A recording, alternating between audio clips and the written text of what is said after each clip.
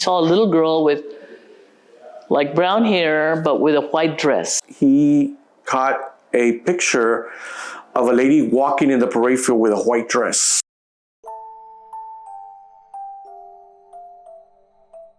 Fort Ringgold was originally known as Ringgold Barracks.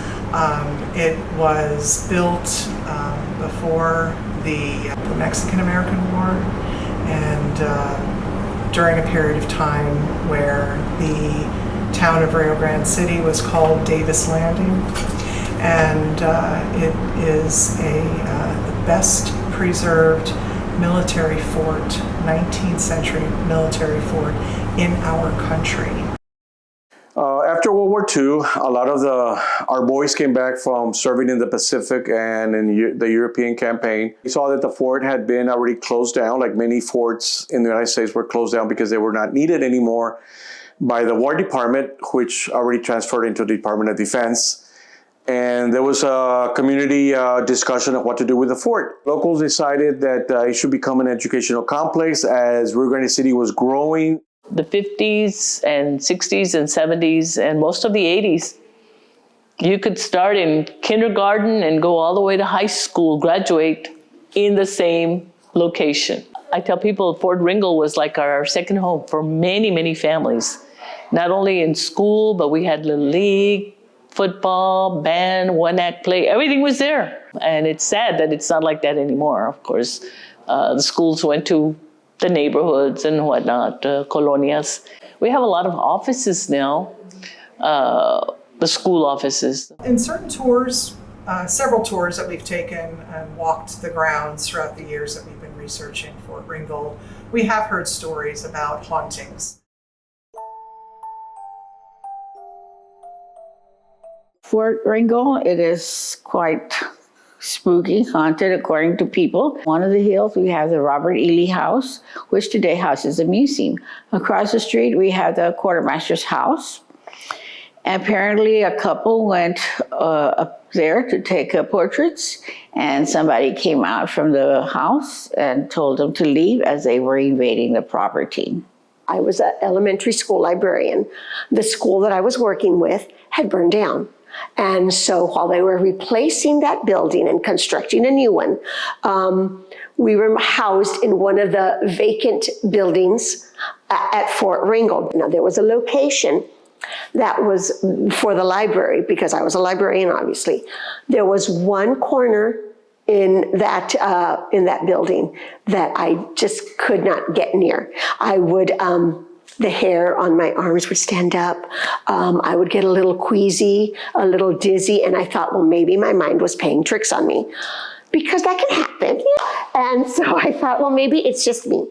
But the more I did it, the more I went, the stronger those feelings became. And so it came to a point where I just didn't decorate in that area. He was a security person.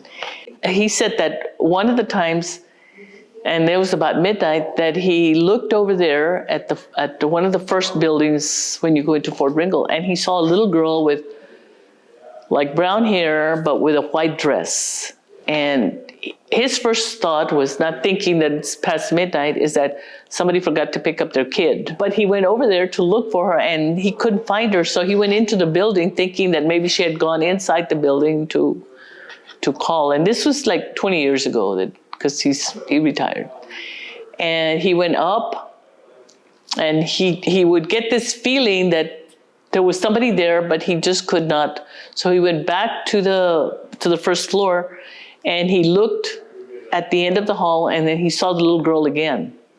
So he went over there, and she was gone. One of the security guards back in 1994, with one of the old flip phones, he caught a picture of a lady walking in the parade field with a white dress, very mysteriously out of nowhere, like at 3 in the morning. And the story that I've heard, that I've been told, was that apparently years ago, back in the day, there was a young lady that fell in love with a soldier, and she got pregnant. And back then, you could not be pregnant, not be married. So she told the parents, I have to get married. Went on to the fort to go look for a soldier. Apparently, that soldier had left. She drowned in the river, which is right behind me. So the story goes that she comes out in the parade field in her wedding dress looking for her soldier.